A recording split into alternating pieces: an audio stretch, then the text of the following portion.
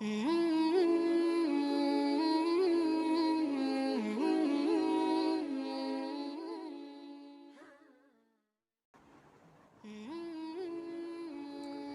باللہ من الشیطان الرجیم بسم اللہ الرحمن الرحیم رب اشرح لی صدری ویسر لی امری واحلل عقدۃ من لسانی یفقہوا قولی رب زدنی علما۔ السلام علیکم ورحمۃ اللہ وبرکاتہ۔ رمضان المبارک کے مہینے سے پہلے شعبان المعظم کا مہینہ آتا ہے۔ جیسا کہ آپ سب کو معلوم ہے کہ شعبان کا مہینہ ختم ہونے میں صرف چند دن ہی باقی رہ گئے ہیں۔ حضرت محمد صلی اللہ علیہ وآلہ وسلم رمضان کے آنے سے پہلے رمضان کی تیاری شروع کر دیا کرتے تھے، اور ساتھ ہی ساتھ صحابہ اکرام رضوان اللہ علیہم اجمعین کو روزے کی اہمیت اور افادیت بیان فرماتے اور اس کی حقیقت واضح فرماتے۔ حضرت سلمان فارسی رضی اللہ عنہ کہتے ہیں کہ شعبان کی آخری تاریخ کو رسول اللہ صلی اللہ علیہ وآلہ وسلم نے ہمیں خطاب فرمایا، اے لوگو، تم پر ایک بڑی عظمت والا بابرکت مہینہ سایہ فگن ہو رہا ہے، اور اس میں ایک رات 1000 مہینوں سے بہتر ہے۔ اس مہینے کے روزے کو اللہ نے فرض قرار دیا اور اس کی راتوں میں خدا کی بارگاہ میں کھڑے ہونے کو نفل مقرر کیا۔ تو جو شخص اس مہینے میں کوئی نیک نفل کام اللہ کی رضا اور قرب حاصل کرنے کے لیے کرے گا تو وہ ایسا ہوگا جیسے اس مہینے کے سوا دوسرے مہینوں میں کسی نے فرض ادا کیا ہو، اور جو اس مہینے میں فرض ادا کرے گا وہ ایسا ہوگا جیسے اس مہینے میں کسی نے 70 فرض ادا کیے۔ اور یہ صبر کا مہینہ ہے، اور صبر کا بدلہ جنت ہے، اور یہ ہمدردی غمخواری کا مہینہ ہے، اور وہ مہینہ ہے جس میں ایمان والوں کے رزق میں اضافہ کیا جاتا ہے۔ جس کسی نے اس میں کسی روزے دار کو روزہ افطار کروایا تو اس کے لیے گناہوں کی مغفرت اور جہنم کی آگ سے آزادی کا سبب ہوگا، اور اسے اس روزے دار کے برابر ثواب دیا جائے گا، بغیر اس کے کہ اس روزے دار کے ثواب میں کسی طرح کی کوئی کمی کی جائے۔ آپ صلی اللہ علیہ وآلہ وسلم سے عرض کیا گیا، یا رسول اللہ صلی اللہ علیہ وآلہ وسلم، ہم میں سے ہر ایک کو سامان میسر نہیں ہوتا جس سے وہ روزے دار کو افطار کروا سکے۔ رسول اللہ صلی اللہ علیہ وآلہ وسلم نے فرمایا، اللہ یہ ثواب اس شخص کو بھی عطا کرے گا جو دودھ کی تھوڑی سی لسی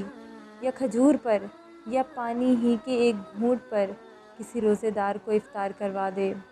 اور جو کوئی کسی روزے دار کو پیٹ بھر کر کھانا کھلا دے، اللہ اسے میری حوض سے ایسا سیراب کرے گا کہ اس کو پیاس ہی نہیں لگے گی، یہاں تک کہ وہ جنت میں داخل ہو جائے گا۔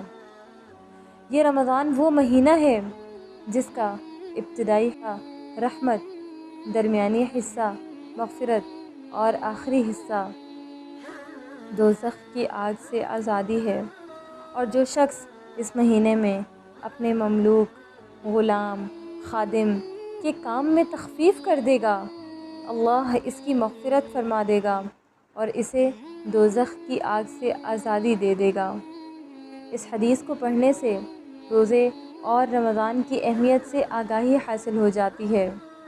اللہ رب العزت نے قرآن مجید میں رمضان کے روزے سے متعلق صرف ایک مقام پر یعنی سورۃ البقرہ میں ارشاد فرمایا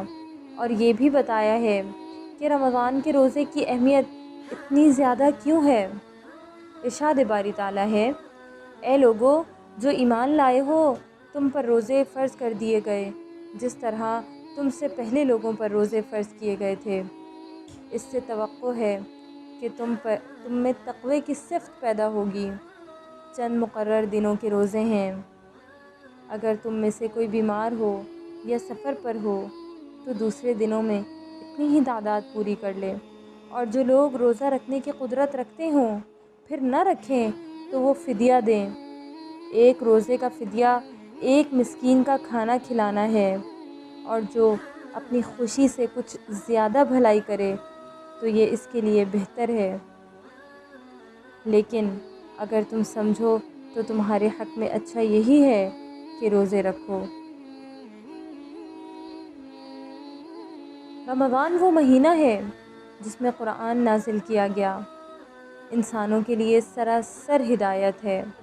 اور ایسی واضح تعلیمات پر مشتمل ہے جو راہ راست دکھانے والی اور حق و باطل کا فرق کھول کر رکھ دینے والی ہیں۔ لہٰذا اب سے جو شخص اس مہینے کو پائے اس کو لازم ہے کہ اس پورے مہینے کے روزے رکھے، اور جو کوئی مریض ہو یا سفر پر ہو تو وہ دوسرے دنوں میں روزوں کی تعداد کو پورا کر لے۔ اللہ تمہارے ساتھ نرمی کرنا چاہتا ہے، سختی کرنا نہیں چاہتا، اس لیے یہ طریقہ تمہیں بتایا جا رہا ہے تاکہ تم روزوں کی تعداد پوری کر سکو، اور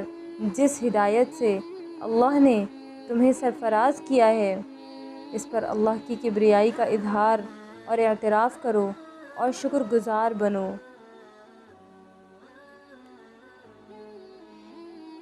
آخر میں میری اللہ رب العزت سے دعا ہے کہ اللہ رب العزت ہمیں صحیح معنوں میں رمضان المبارک میں عبادت کرنے کی توفیق عطا فرمائے، اور اس رمضان کو ہمارے تمام گزشتہ رمضانوں سے بہتر بنائے۔ آمین۔ وآخر الدعوانا ان الحمد للہ رب العالمین۔